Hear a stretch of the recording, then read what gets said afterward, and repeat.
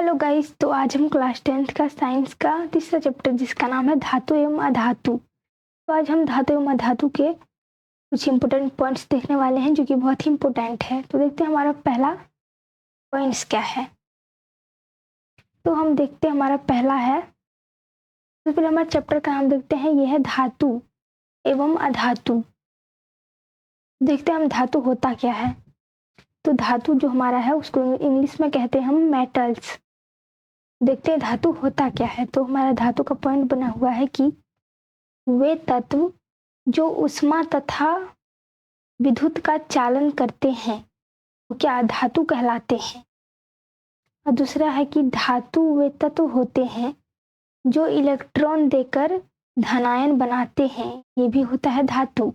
और तीसरा पॉइंट है कि ये कमरे के ताप पर ठोस होती है, परंतु मरकरी Hg मतलब मरकरी होता है, मरकरी कमरे के ताप पर द्रव अवस्था में होती है। तो अब देखते हैं इसका, हमारा यहाँ पे एग्जाम्पल दिया हुआ है। इसके एल्यूमिनियम हो गया, को एल कहते हैं हम, कॉपर हो गया जिसको Cu कहते हैं, आयरन हो गया आदि। उसके बाद हमारा है कि तत्वों में धातुओं की संख्या जो है वो सबसे ज्यादा होती है। और यहाँ पे धातुओं के भौतिक गुण, तो धातुओं के प्रमुख भौतिक गुण निम्नलिखित हैं, दिया हुआ है यहाँ पे। तो हमारा पहला है धात्विक चमक। यह है धातुओं के भौतिक गुण। सबसे पहला होता है धात्विक चमक। धात्विक चमक होता क्या है, तो सभी धातुएं चमकदार होती हैं, अर्थात धातुओं में चमक होती है, उसे ही धात्विक चमक कहते हैं। और इसका एग्जाम्पल हो गया हमारा जो चमकती है कि सोना, चांदी इत्यादि। नेक्स्ट देखते हैं, नेक्स्ट है हमारा कठोरता। ये भी होता है धातुओं के भौतिक गुण। तो ये हमारा कठोरता क्या होता है, सभी धातुएं कठोर होती हैं, उसे ही कठोरता कहते हैं। और इसका एग्जाम्पल हो गया जैसे कि लोहा और एल्यूमिनियम और इत्यादि। तो नेक्स्ट है हमारा, अब देखते हैं हम नेक्स्ट पॉइंट जिसका नाम है अपवाद। तो अपवाद क्या होता है, जैसे कि सोडियम, लिथियम व पोटेशियम अत्यधिक मुलायम होते हैं, अतः इन्हें आसानी से चाकू से काटा जा सकता है। सोडियम अत्यधिक क्रियाशील धातु है तथा इसका ज्वलन ताप बहुत कम होता है, इसलिए जो है वो सोडियम वायु या जल के संपर्क में आते ही आग पकड़ लेता है। इसी कारण सोडियम को केरोसिन तेल में डुबोकर रखा जाता है। यह हमारा अपवाद। अब नेक्स्ट देखते हैं हमारा है रूप। तो रूप क्या होता है, रूप होता है धातुएं कमरे के ताप पर ठोस रूप में पाई जाती हैं, यही रूप कहते हैं। इसका एग्जाम्पल है हमारा कि पारा या मरकरी जो है वो धातु कमरे के ताप पर द्रव अवस्था में पाई जाती है। तो नेक्स्ट है हमारा आघातवर्धता। आघातवर्धता तो ये क्या होता है, तो कुछ धातुओं को पीट पीट कर चादर के रूप में व्यक्त करना आघातवर्धता कहलाता है। इसका एग्जाम्पल हो गया जैसे कि लोहा और एल्यूमिनियम, इसको पीट पीट के हम लंबा चौड़ा कुछ भी कर सकते हैं, लोहा और एल्यूमिनियम को। नेक्स्ट हमारा है तन्यता। तो तन्यता क्या होता है, धातुओं को खींच खींच कर तार के रूप में व्यक्त करना क्या तन्यता कहलाता है। एग्जाम्पल इसका दिया हुआ है कि 1 ग्राम सोने को 2 किलोमीटर लंबे तार के रूप में व्यक्त किया जा सकता है। नेक्स्ट है हमारा विद्युत व ऊष्मा की चालक। तो सामान्यतः सभी धातुएं व ऊष्मा की सुचालक होती हैं। एग्जाम्पल हो गया जिसकी चांदी, तांबा विद्युत व ऊष्मा के सर्वाधिक कुचालक हैं। लेड जो है वो, लेड व पारा जो है वो विद्युत व ऊष्मा के कुचालक होते हैं। तो नेक्स्ट देखते हैं हम, नेक्स्ट हमारा ध्वनिक। तो ध्वनिक को कहते हैं सोनोरस। ये क्या होता है, सोनोरस या ध्वनिक, ये होता है धातुएं कठोर सतह से टकराने पर ध्वनि उत्पन्न करती है, उसे क्या कहते हैं, ध्वनिक कहते हैं या सोनारक कहा जाता है। तो नेक्स्ट पॉइंट है हमारा घनत्व। तो घनत्व क्या होता है? सामान्यतः अधिक घनत्व व उच्च गलनांक होता है, उसे घनत्व कहते हैं। इसका अपवाद हो गया जैसे कि सोडियम एवं पोटेशियम का घनत्व तथा गलनांक कम होता है। नेक्स्ट है हमारा ऊष्मा कुचालकता। तो ये क्या होता है? धातु ऊष्मा के कुचालक होते हैं। जैसे कि यहाँ लिया हुआ है कि सिल्वर एवं कॉपर ऊष्मा के सबसे अच्छे चालक हैं, लेकिन लेड तथा मरकरी ऊष्मा के कुचालक हैं। नेक्स्ट पॉइंट है हमारा विद्युत की कुचालक। तो ये क्या होता है? धातुएं विद्युत की कुचालक होती हैं, आसानी से विद्युत को अपने अंदर से प्रवाहित होने देती है क्योंकि इनमें मुक्त इलेक्ट्रॉन उपस्थित होते हैं। इसका एग्जाम्पल होगा इसकी चांदी और तांबा विद्युत के सबसे अच्छे कुचालक हैं। अब नेक्स्ट देखते हैं हम। अब नेक्स्ट है हमारा आघात्यवर्धनीयता। तो ये क्या होता है? कुछ धातुओं को पीटकर धातु की पतली चादर बनाई जा सकती है बिना टूटी। धातुओं के चादर में बदलने के गुण को धातु की आघातवर्धनीयता कहते हैं। एग्जाम्पल हो गया चांदी, सोना, एल्यूमिनियम व कॉपर अत्यधिक आघातवर्धक धातुएं हैं। नेक्स्ट है हमारा यहाँ पे तन्यता। तो ये देख लेते हैं हमारा क्या है। इसको अलग अलग से बड़े पॉइंट में बना के लिखा गया है। इसमें छोटा था जहाँ पे पहले पढ़े थे तन्यता और आघातवर्धकता, कठोरता, वो सब तो हम नेक्स्ट पढ़ेंगे। इसमें अच्छे से लिखा गया है। तो ये हम देखते हैं तन्यता। तो कुछ धातुएं खींचकर पतले महीन तारों में बदल दिया जाता है, बदल सकते हैं। धातुओं के इस गुण को तन्यता कहते हैं। उदाहरण के लिए 1 ग्राम सोने से 2 किलोमीटर लंबी महीन तार खींची जा सकती है। चांदी धातु महीन तार में खींची जा सकते हैं। टंगस्टन के लगभग अदृश्य बहुत पतले तार बनाए जा सकते हैं। टंगस्टन के तारों का प्रयोग विद्युत बल्ब के फिलामेंट बनाने में किया जाता है। अब नेक्स्ट पॉइंट है हमारा कठोरता। तो देखते हैं कठोरता क्या होता है। तो कठोरता हमारा है कि आमतौर पर धातुएं कठोर होती हैं। उदाहरण के लिए एल्यूमिनियम है, तांबा है, लोहा है और इत्यादि है आदि। सोडियम तथा पोटेशियम जो है वो कोमल धातुएं होती है, इन्हें चाकू से आसानी से काटा जा सकता है। तो नेक्स्ट है हमारा गलनांक। तो गलनांक क्या होता है?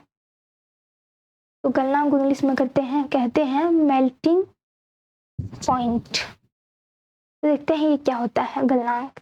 तो वह ताप जिस पर कोई धातु अपनी ठोस अवस्था से द्रव में बदल जाती है उस धातु का गलनांक कहलाता है। धातुओं के गलनांक बहुत अधिक होते हैं। उदाहरण के लिए देख लेते हैं हम। कॉपर धातु का गलनांक 1058 डिग्री सेल्सियस होता है। तो अब देखते हैं भंगुरता क्या होता है। नेक्स्ट पॉइंट हमारा भंगुरता।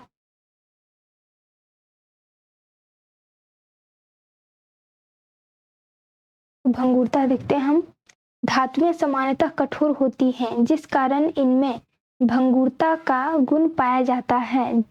जैसे जिंक हो गया हमारा, ये हथौड़ा मारने से टूटती नहीं है, इतने कठोर धातु।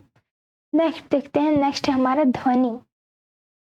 तो धातुओं को हथौड़े से पीटने पर एक आवाज निकलती है जिसे धात्विक ध्वनि भी कहते हैं। उदाहरण के लिए हमारा है कि स्कूलों में लगी हुई घंटी धातु की बनी होती है जिसे लकड़ी या धातु के हथौड़े से मारने पर सिर्फ ध्वनि निकलती है। तो नेक्स्ट पॉइंट देखते हैं हम धातुओं के भौतिक गुण।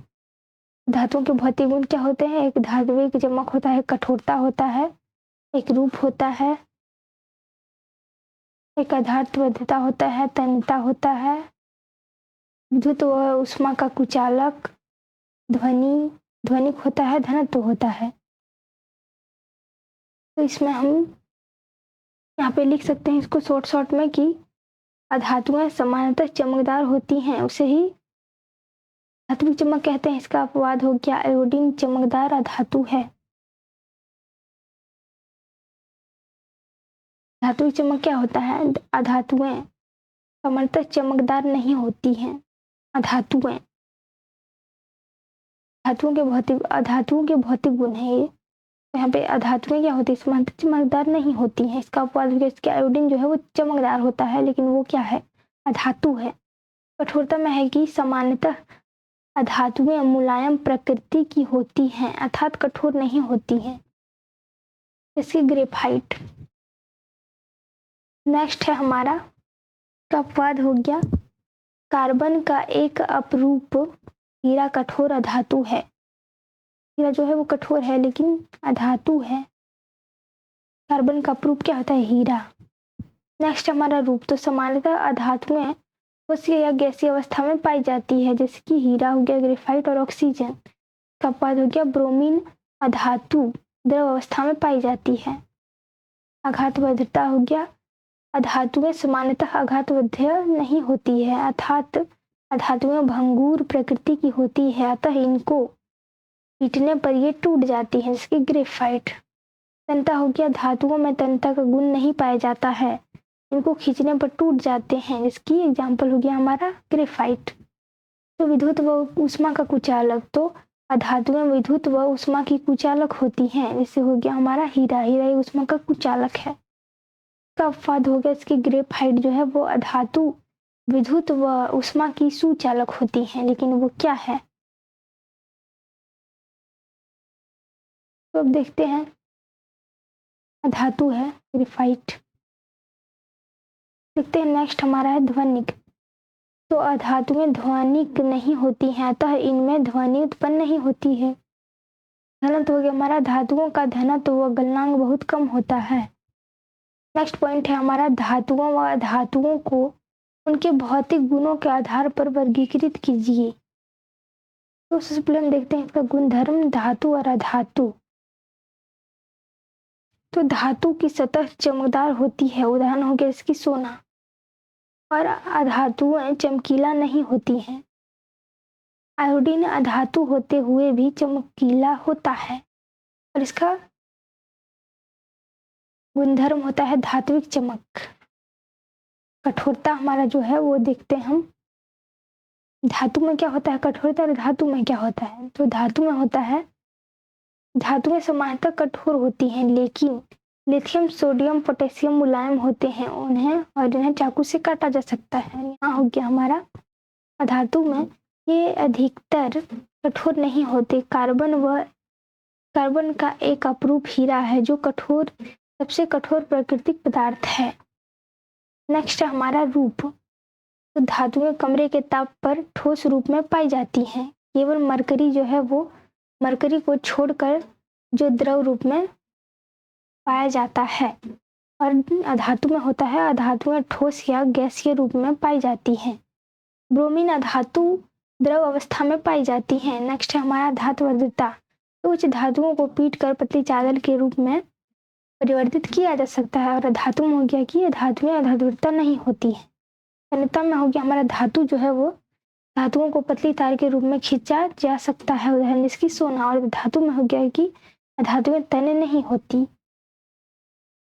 नेक्स्ट है हमारा विद्युत व ऊष्मा के चालक।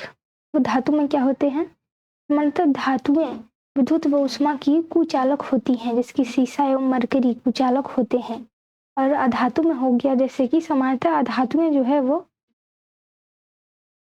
विद्युत व ऊष्मा की कुचालक होती हैं, जिसकी ग्रेफाइट कुचालक होता है। नेक्स्ट हमारा घनत्व। सामान्यतः क्या होता है?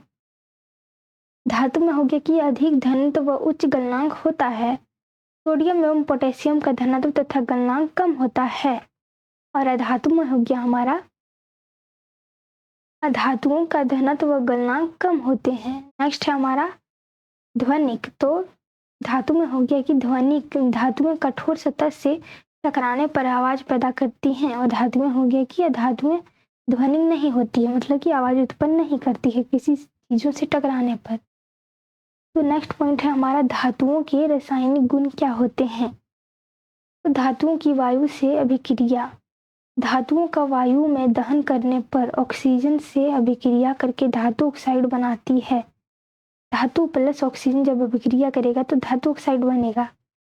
जब कॉपर को वायु में गर्म किया जाता है तो कॉपर जो है वो ऑक्सीजन के साथ अभिक्रिया करके काले रंग का कॉपर ऑक्साइड बनाता है। उदाहरण के लिए हो गया इसकी सी हो गया हमारा, कॉपर जो है वो वायु के साथ O2 के साथ अभिक्रिया करेगा तो CuO बन गया कॉपर ऑक्साइड। ये हो गया हमारा कॉपर और ये कॉपर ऑक्साइड। कुछ धातु ऑक्साइड जल में घुलकर क्षार बनाते हैं, जैसे कि सोडियम ऑक्साइड जो है वो पोटेशियम ऑक्साइड, ये दोनों होते हैं। जैसे कि ये हो गया हमारा सोडियम ऑक्साइड Na2O, जो जल में मिल जाए, जल के साथ अभिक्रिया करते हैं H2O के साथ तो NaOH बनाते हैं। और यहाँ हमारा हो गया पोटेशियम ऑक्साइड जो है वो जल के साथ अभिक्रिया करके भी KOH बनाते हैं। यहाँ पे एक पॉइंट हमारा है कि नोट दिया हुआ है, सोडियम व पोटेशियम धातुएं तेजी से अभिक्रिया करती हैं कि खुले में रखने पर आग पकड़ लेती हैं, इसलिए इन्हें आग से रोकने के लिए केरोसिन तेल में डुबो कर रखा जाता है। नेक्स्ट है हमारा उभयधर्मी ऑक्साइड। तो ये क्या होता है देखते हैं।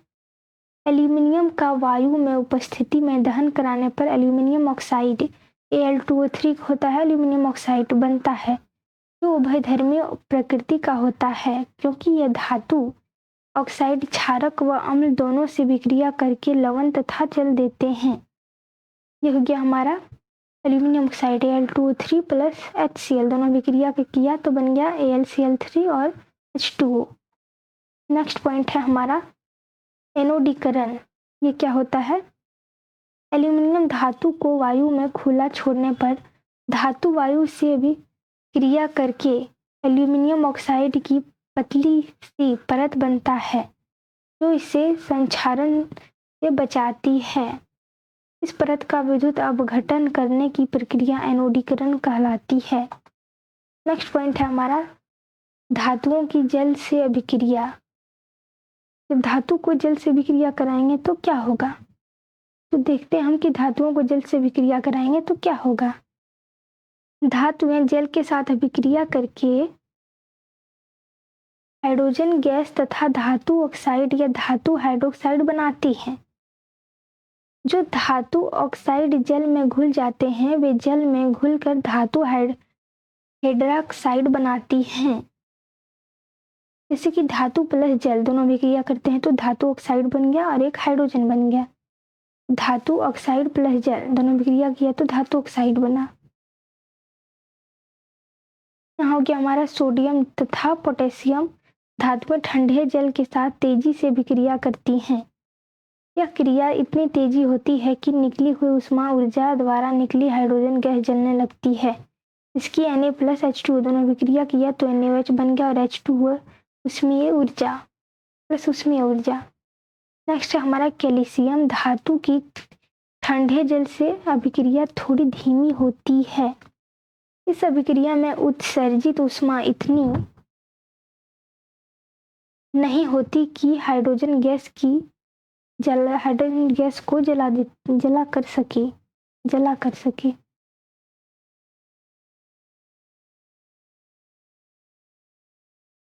नहीं होती कि हाइड्रोजन गैस को जला सके। इसका एग्जाम्पल है Ca प्लस H2O दोनों विक्रिया किया तो CaOH Hal2 बना रहेगा H2 बना। नेक्स्ट है हमारा अभिक्रिया में हाइड्रोजन गैस के बुलबुले कैल्शियम धातु की सतह पर चिपक जाते हैं, जिसके कारण जल की सतह पर तैरने लगती है। आयरन है, जिंक है, एल्यूमिनियम, मैग्नीशियम आदि धातुएं जो है वो भाप से विक्रिया करके उनके ऑक्साइड तथा हाइड्रोजन गैस निर्मित करती हैं H2। हमारा पॉइंट है कि लेड, कॉपर, सिल्वर एवं गोल्ड आदि धातुएं जल के साथ बिल्कुल अभिक्रिया नहीं करती। धातुओं की अम्लों से अभिक्रिया, तो सभी धातुएं तनु अम्लों से अभिक्रिया करके हाइड्रोजन गैस तथा धातु लवण निर्मित करती हैं। मतलब धातु जो है वो तनु अम्ल के साथ अभिक्रिया करता है तो धातु लवण या फिर हाइड्रोजन बनता है प्लस हाइड्रोजन बनता है। अध्याय की हमारा धातुओं की तनु हाइड्रोक्लोरिक अम्ल जो है वो HCl से अभिक्रिया करते हैं। तो देखते हैं हम, जब धातुओं की विक्रिया तनु हाइड्रोक्लोरिक अम्ल से होती है तो धातु क्लोराइड तथा हाइड्रोजन गैस बनती है। धातु प्लस HCl दोनों विक्रिया किया तो धातु क्लोराइड प्लस H2 बना। और यहाँ हमारा हो गया कि Na प्लस HCl दोनों विक्रिया किया तो NaCl बना और H2 बना। नेक्स्ट है हमारा कॉपर, सिल्वर तथा सोना की कम सक्रियता के कारण ये धातुएं तनु अम्लों के साथ कोई अभिक्रिया नहीं करती हैं। धातुओं की अति तनु नाइट्रिक अम्ल जो से अभिक्रिया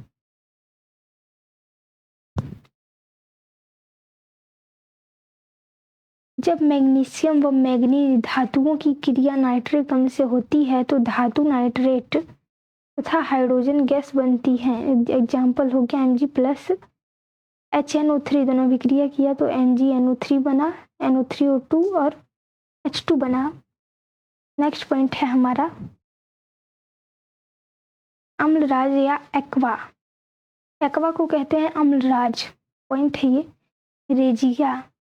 रेजिया सांद्र हाइड्रोक्लोरिक अम्ल तथा सांद्र नाइट्रिक अम्ल का वह मिश्रण होता है, अम्लराज कहलाता है। यह भभकता द्रव होने के साथ प्रबल संक्षारक है। सोना तथा प्लेटिनम को गलाने की क्षमता रखता है। कौन? एक्वा, अम्लराज। नेक्स्ट है हमारा धातुओं की लवण विलयनों के साथ अभिक्रिया कराएंगे तो क्या होगा। तो देखते हैं हमारा है कि अधिक अभिक्रियाशील धातु अपने से कम अभिक्रियाशील धातु को उसके यौगिक के विलयन से विस्थापित कर देती है। एग्जाम्पल के लिए हो गया हमारा आयरन सल्फेट FeSO4 के विलयन में Zn की जड़ डालने पर जिंक धातु आयरन सल्फेट के विलयन से आयरन को विस्थापित करके जिंक सल्फेट बनाता है। नेक्स्ट पॉइंट है हमारा धातुओं की सक्रियता श्रेणी। तो सक्रियता श्रेणी वह सूची है जिसमें धातुओं की क्रियाशीलता को अवरोही क्रम में घटते क्रम में व्यवस्थित किया जा सकता है। तो अवरोही क्रम मतलब घटते क्रम, जो हाइड्रोजन से ऊपर स्थित होती है। सक्रिय धातुएं KNaCl तथा वह धातुएं जो हाइड्रोजन से नीचे स्थित होती हैं सक्रिय धातुएं कहलाती हैं। जैसे कि सबसे अधिक अभिक्रियाशील हो गया हमारा अभिक्रियाशील, इसलिए बहुत ही इम्पोर्टेंट है, इसको याद रखना बहुत ही ज़्यादा इम्पोर्टेंट है। तो आप लोग इसे अच्छे से याद कर लीजिएगा। तो हमारा हो गया सबसे पहले पोटेशियम, उसके बाद इसका अभिक्रियाशील घटते जाएगा, उसके बाद होगा सोडियम। तो सोडियम से ज़्यादा अभिक्रियाशील है पोटेशियम। और नेक्स्ट है कैल्शियम, और कैल्शियम से ज़्यादा अभिक्रियाशील है सोडियम, ऐसे ही है। तो उसके बाद मैग्नीशियम है, एल्यूमिनियम है, जिंक है,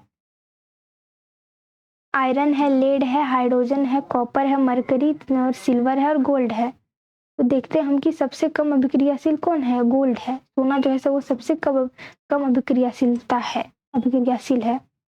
तो नेक्स्ट पॉइंट है हमारा कि हाइड्रोजन में भी आधात्मिक गुण होते हैं, परंतु इसकी विद्युत धनात्मक होने के कारण इसे सक्रियता श्रेणी में रखा गया है। अधातु क्या है? तो अधातु देखते हैं हम वे तत्व जो ऊष्मा तथा विद्युत का चालन नहीं करते हैं, वो अधातु कहलाते हैं। तो अधातु वे तत्व होते हैं जो इलेक्ट्रॉन लेकर ऋणायन बनाते हैं। इसका उदाहरण हो गया जैसे कि कार्बन, नाइट्रोजन और सल्फर। तो अधातुओं के भौतिक गुण क्या होते हैं? तो अधातुओं के भौतिक गुण निम्नलिखित हैं। आधात्मिक चमक, तो अधातुओं में कोई विशेष चमक नहीं होती, इनकी सतह मलिन होती है। उदाहरण के लिए इसकी सल्फर हो गया, सल्फर जैसे अधातुओं में कोई चमक नहीं पाई जाती हैं। और इसका यहाँ देखते हैं पॉइंट है कि आयोडीन व ग्रेफाइट चमकीले होते हैं, वो अधातु हैं फिर भी चमकीले होते हैं। नेक्स्ट पॉइंट है विद्युत एवं ऊष्मीय अचालकता। तो इसमें हो गया अधातुएं विद्युत तथा ऊष्मीय की कुचालक होती हैं। इसका एग्जाम्पल हो गया फास्फोरस तथा सल्फर। दोनों धातुएं हैं, दोनों के द्वारा ही विद्युत तथा ऊष्मीय चालन नहीं किया जाता। और ना यहाँ पे पॉइंट दिया हुआ है हमारा है कि कार्बन एक धातु है, कई रूपों में पाई जाती है। कई रूपों में पाई जाती है, जिसे अपरूप कहते हैं। ग्रेफाइट विद्युत का सुचालक है। नेक्स्ट पॉइंट है हमारा भंगुरता। तो भंगुरता हमारा क्या होता है? अधातु में ठोस अधातुओं को पीटने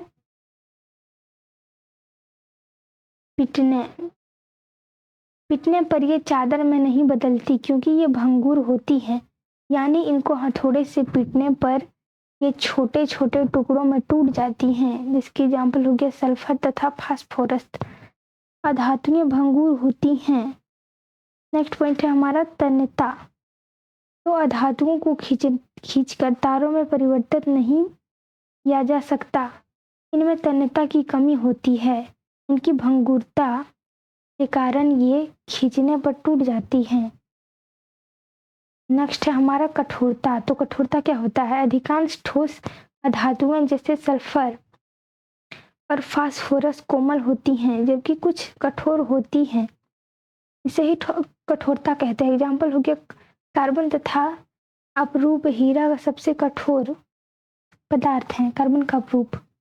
नेक्स्ट पॉइंट है हमारा गलनांक। तो गलनांक क्या होता है? धातुओं के गलनांक कम होती हैं। एग्जाम्पल हो गया, इसे गलनांक कहते हैं। एग्जाम्पल हो गया गैलियम व सीजियम। धातुओं का गलनांक इतना कम होता है कि हथौड़े पर रखते ही पिघलने लगती है। अब है नेक्स्ट पॉइंट ध्वनि। तो ध्वनि क्या होता है? अधातु में। तो अधातुएं ध्वनि होती हैं, अध्वनिक होती हैं। धातुएं जो है वो अध्वनिक होती हैं, अर्थात इन्हें हथौड़े से पीटने पर कोई ध्वनि उत्पन्न नहीं होती। धातुओं व धातुओं के बीच अभिक्रिया तो उत्कृष्ट गैसों अक्रिय होती हैं, क्योंकि उनका अष्टक पूरा होता है।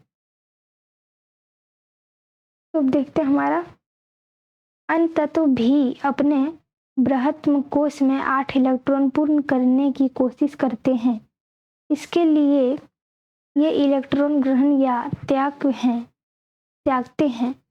धातुओं की प्रकृति इलेक्ट्रॉन देने की होती है, जबकि अधातुओं की प्रकृति इलेक्ट्रॉन करने की होती है। वह धातु व धातु एक दूसरे से विक्रिया करते हैं तथा दोनों ही इलेक्ट्रॉनों के लेन देन द्वारा अपना अष्टक पूरा करने की कोशिश करते हैं। तो उदाहरण के लिए हमारा है सोडियम का इलेक्ट्रॉन विन्यास, जो कि एक धातु है, का प्रयास करते हैं। तो ये हमारा है KLm। तो के पास 2 है, L के पास 8 है और M के पास 1। इसके अष्टक अर्थात बृहत्तम कोश में 8 इलेक्ट्रॉन है। यहाँ पे L के पास 8 इलेक्ट्रॉन है। वो पूर्ण करने के लिए सोडियम अपने यहाँ पे जो है हमें 8 करना है, M के पास 8 करना है। तो सोडियम अपने जो है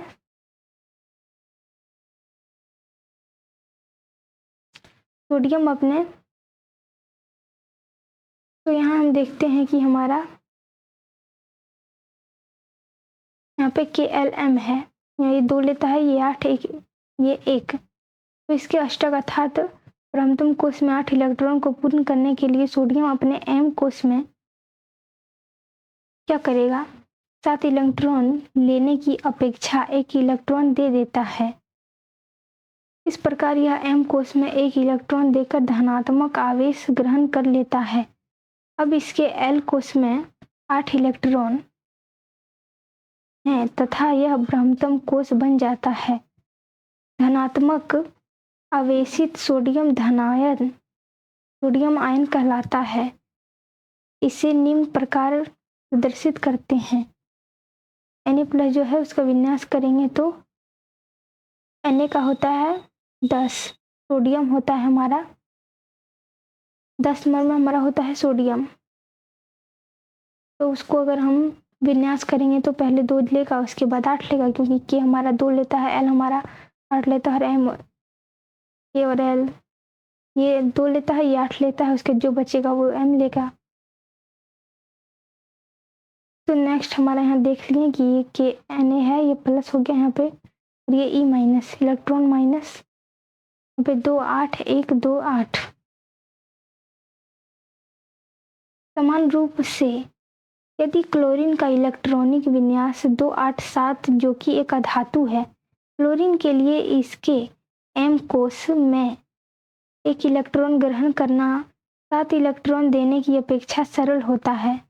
इस प्रकार यह अपने एम कोश में इलेक्ट्रॉन ग्रहण करता है तथा ऋणावेशित हो जाता है। अब यह क्लोराइड आयन या ऋणायन कहलाता है। इसे Cl माइनस विन्यास KLm 288 से है। सोडियम तथा क्लोरीन आपस में आकर्षित होते हैं व मजबूत बंध बनाकर सोडियम क्लोराइड NaCl के रूप में रहते हैं। आयनिक बंध या विद्युत संयोजक बंध धातु से अधातु में इलेक्ट्रॉन के लेन देन द्वारा बने यौगिक को आयनिक यौगिक या विद्युत संयोजक यौगिक कहते हैं। आयनिक यौगिक के गुणधर्म। तो आयनिक यौगिक के निम्नलिखित समान गुणधर्मों पर क्या आपने कभी ध्यान दिया? तो इसका गुणधर्म होता है भौतिक प्रकृति। तो धन एवं ऋण आयनों के बीच मजबूत आकर्षण बल होते हैं। बल होने के कारण आयनिक यौगिक कठोर तथा कुछ कठोर होते हैं। आयनिक यौगिक प्रायः भंगुर होते हैं तथा दाब डालने पर टुकड़ों में टूट जाते हैं। ये भौतिक प्रकृति होता है। अब नेक्स्ट है हमारा गलनांक एवं क्वथनांक। तो आयनिक यौगिकों के गलनांक एवं क्वथनांक बहुत अधिक होते हैं क्योंकि मजबूत अंतर आयनिक आकर्षण को तोड़ने के लिए ऊर्जा की बहुत अधिक मात्रा में आवश्यकता होती है। घुलनशीलता। ये क्या होता है? विद्युत संयोजक यौगिक जल में घुलनशील तथा केरोसिन, पेट्रोल आदि जैसे विलायकों में अघुलनशील होते हैं। नेक्स्ट पॉइंट है हमारा विद्युत चालकता। तो आयनिक यौगिक के जलीय विलयन में आयन विद्यमान होते हैं। जब विलयन में विद्युत धारा प्रवाहित की जाती है तो यह आयन विपरीत इलेक्ट्रॉन की ओर चलने लगते हैं। ठोस अवस्था में आयनिक यौगिक विद्युत चालन नहीं कर सकते क्योंकि ठोस अवस्था में दृढ़ संरचना के कारण आयनों की गति संभव नहीं, परंतु आयनिक यौगिक गलित अवस्था में विद्युत का चालन करते हैं क्योंकि गलित अवस्था में विपरीत आवेश वाले आयनों के बीच स्थिर विद्युत आकर्षण बल ऊष्मा के प्रभाव से कमजोर हो जाता है, अतः आयन स्वतंत्र रूप से गमन कर सकते हैं, अतः विद्युत का चालन करते हैं। धातुओं की प्राप्ति। तो पृथ्वी की भूपटटी पर धातुओं का मुख्य स्रोत है। समुद्री जल में भी सोडियम क्लोराइड, मैग्नीशियम क्लोराइड आदि जैसे कुछ विलेय लवण उपस्थित हैं। खनिज। जब देखते हैं खनिज क्या होता है, तो खनिज होता है पृथ्वी की भूपटटी में प्राकृतिक रूप में पाए जाने वाले तत्वों या यौगिकों को खनिज कहते हैं। नेक्स्ट है हमारा अयस्क। तो कुछ स्थानों पर खनिजों में कोई विशेष धातु काफी मात्रा में होती है जिसे निकालना लाभकारी होता है। इस खनिजों को अयस्क कहते हैं। धातुओं का निष्कर्षण।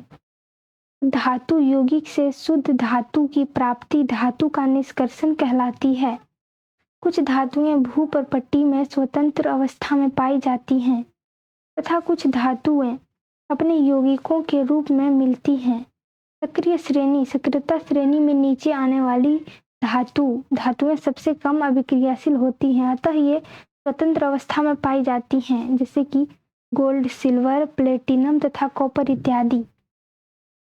कॉपर एवं सिल्वर जो अपने सल्फाइड या ऑक्साइड के अयस्क के रूप में संयुक्त अवस्था में भी पाए जाते हैं।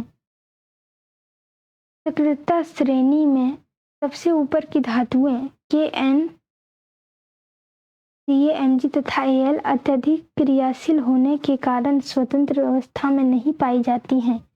सक्रियता श्रेणी के मध्य की धातुएं Zn, Fe, Pb आदि की सक्रियशीलता मध्यम होती है। ये ऑक्साइड सल्फाइड या कार्बोनेट के रूप में पाई जाती हैं। अनेक धातुओं के अयस्क ऑक्साइड होते हैं। इसका कारण ऑक्सीजन की अत्यधिक अभिक्रियाशीलता पर तथा पृथ्वी पर इसका प्रचुर मात्रा में पाया जाना है। तत्वों के इनके अयस्कों से अभिनिष्कर्षण की प्रक्रिया धातु कर्म कहलाती है। नेक्स्ट हमारा इस प्रकार अभिक्रियाशीलता के आधार पर हम धातुओं को निम्न 3 वर्गों में वर्गीकृत कर सकते हैं। तो पहला है हमारा निम्न अभिक्रियाशील धातु, मध्यम अभिक्रियाशील धातु और उच्च अभिक्रियाशील धातु। तो धातुओं के निष्कर्षण के चरण, तो अयस्क से शुद्ध धातु का निष्कर्षण कई चरणों में होता है। अयस्कों का समृद्धिकरण, तो ये देखते हैं क्या होता है अयस्कों का समृद्धिकरण। तो पृथ्वी से निकले अयस्कों में मिट्टी, रेत जैसी कई अशुद्धियां होती हैं जिन्हें गैंग कहते हैं। धातुओं के निष्कर्षण से पूर्व अयस्क में अधातुओं को हटाना अति आवश्यक होता है। अधातुओं में गैंग को हटाने के लिए जिन रासायनिक प्रक्रियाओं का प्रयोग होता है वे अयस्क तथा गैंग की भौतिक अथवा रासायनिक गुणधर्मों पर आधारित होते हैं। इस पृथक्करण के लिए अनेक तकनीक अपनाई जाती है। सक्रियता श्रेणी में नीचे आने वाली धातुओं का निष्कर्षण। कम अभिक्रियाशील होने के कारण धातुओं को मात्र गर्म करने पर ही धातु की प्राप्ति हो जाती है। उदाहरण के लिए इसकी सोनार जो है वो मरकरी का एक अयस्क है। सोनार जो है वो मरकरी के एक अयस्क सीनाबार है। तो सीनाबार जो है वो मरकरी का एक अयस्क है।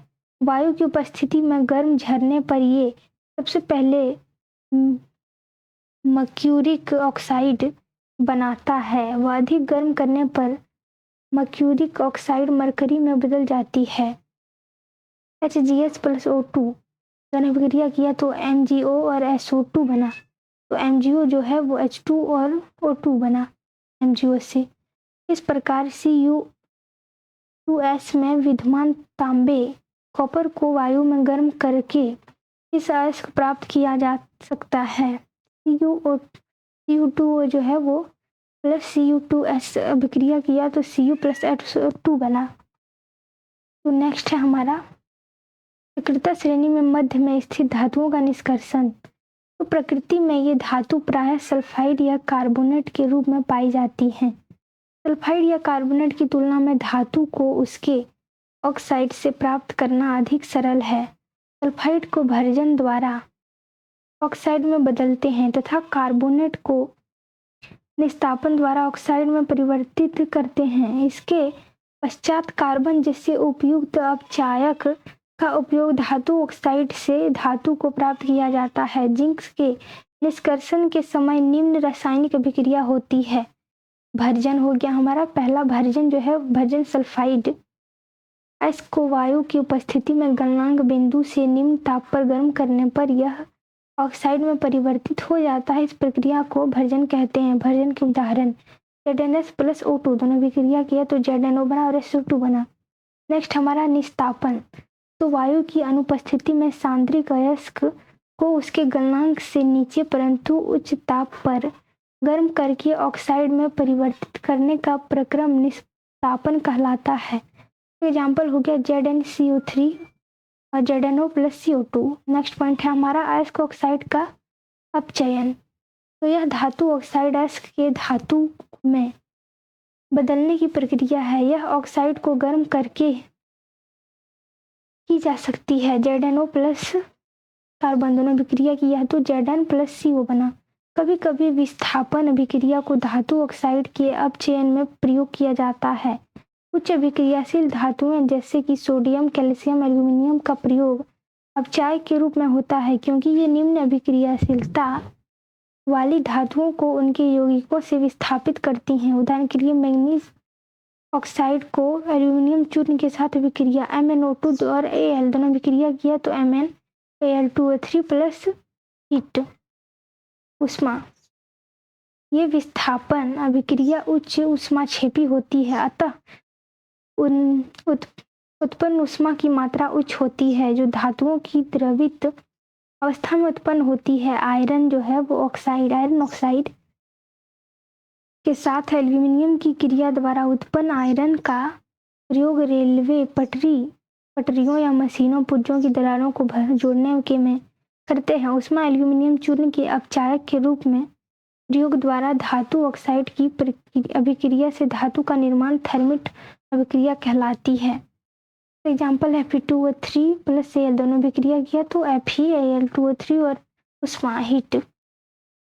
नेक्स्ट हमारा अभिक्रियाशीलता श्रेणी में सबसे ऊपर स्थित धातुओं का निष्कर्षण उच्च अभिक्रियाशीलता। ये धात्विक यौगिक कार्बन या अन्य अपचायकों से अधिक बंधुता के कारण अपचयित नहीं किए जा सकते, अतः विद्युत अपघटनी अपचयन प्रयोग इन धातुओं के लिए होता है, जिसके Na MgCa इत्यादि।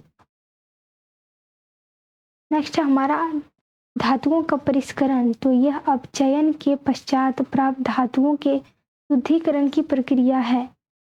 परिष्करण के लिए अनेक विधियां प्रयोग में ली जाती हैं, परंतु सबसे सामान्य विद्युत अपघटनी परिष्करण है। कॉपर, टिन, निकल, सिल्वर, गोल्ड आदि अनेक धातुओं का परिष्करण विद्युत अपघटन द्वारा किया जाता है। विद्युत अपघटनी परिष्करण, तो इस प्रक्रिया में अशुद्ध धातु को एनोड तथा शुद्ध धातु की पतली परत को कैथोड बनाया जाता है। धातु के लवण विलयन का उपयोग विद्युत अपघट्य के रूप में होता है। विद्युत अपघट्य से जब धारा प्रवाहित की जाती है तब एनोड पर स्थित अशुद्ध धातु विद्युत अपघट्य में घुल जाती है। विलेय अशुद्धियां विलयन में चली जाती हैं तथा अविलेय अशुद्धियां एनोड की तली पर निक्षेपित हो जाती हैं, जिसे एनोड पंख कहते हैं। ये बहुत ही इंपॉर्टेंट है, एनोड पंख तो याद रखना बहुत ही ज़्यादा जरूरी है। एनोड पंख। नेक्स्ट पॉइंट देखते हैं हम, धातुओं का संरक्षण। नम्र वायु के संपर्क में आने पर सतह की धातु का संक्षारण कहलाता है। यह एक ऑक्सीकारक प्रक्रम है। उदाहरण इसके एग्जाम्पल है लोहे पर जंग लगना, चांदी का बदरंग होना, तांबे तथा कांसा पर हरी परत का निर्माण आदि संक्षारण के उदाहरण हैं। संक्षारण की रोकथाम, तो पेंट करके तेल लगाकर, ग्रीस लगाकर या शद लेपन, क्रोमियम लेपन, एनोडीकरण या मिश्र धातु बनाकर लोहे को जंग से बचाया जा सकता है। इस विधियों का वर्णन कीजिए। तो यसद लेपन क्या होता है? लोहे एवं इस्पात की वस्तुओं पर जस्ते की पतली परत चढ़ाने की प्रक्रिया को यसद लेपन कहते हैं। इस प्रक्रिया में धातु को विद्युत को द्रवित जिंक में डुबोकर किया जाता है। धातुओं को मिश्र धातु में बदलना धातु के गुणों में उधार की विधि है, जिसमें दो या दो से अधिक धातुओं को मिलाते हैं, जैसे कि पीतल तांबा व कॉपर के मिश्रण से बनाता है। पीतल जो है वो तांबा व कॉपर के मिश्रण से बनता है। नेक्स्ट पॉइंट है हमारा 3 नंबर में, रंगाई करके धातु की सतह को किसी अम्ल अवरोधक रंग से रंगाई करके धातु विद्युत या किसी विलयन के प्रभाव से बच जाती है। तो नेक्स्ट पॉइंट हमारा 4 में, जब ग्रीस या तेल को लोहे की वस्तु की सतह पर लगा देते हैं तो नमी इसके संपर्क में नहीं आ पाती, जिससे वह जंग से सुरक्षित हो जाती है। एग्जाम्पल हो गया लोहे की पुर्जों तथा मशीनों को ग्रीस से पोत देते हैं। लोहे को अनेक धातु के साथ विक्रिया विभिन्न मिश्र धातुएं बनाई जाती हैं। नेक्स्ट और लास्ट पॉइंट है हमारा, मिश्र धातु क्या होता है? तो 2 या 2 से अधिक धातुओं के समांगी मिश्रण को मिश्र धातु कहते हैं।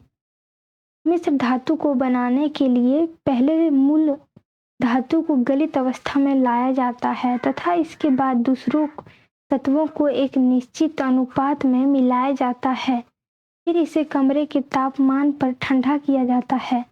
यदि मिश्र धातु में कोई एक धातु पारद है तो मिश्र धातु को अलग अमलगम कहते हैं। शुद्ध धातु की तुलना में इसके मिश्र धातु की विद्युत चालकता तथा गलनांक कम होता है। एग्जाम्पल हो गया सीसा। 3 मिश्र धातु का नाम सोल्डर है जिसका गलनांक बहुत कम होता है। सोल्डर का उपयोग बहुत तारों की परस्पर वेल्डिंग के लिए किया जाता है। तो ये चैप्टर हमारा खत्म हो गया। तो आई होप कि आपको अच्छे से समझ में आ गया होगा। तो मिलते हैं नेक्स्ट वीडियो में, तब तक के लिए थैंक यू।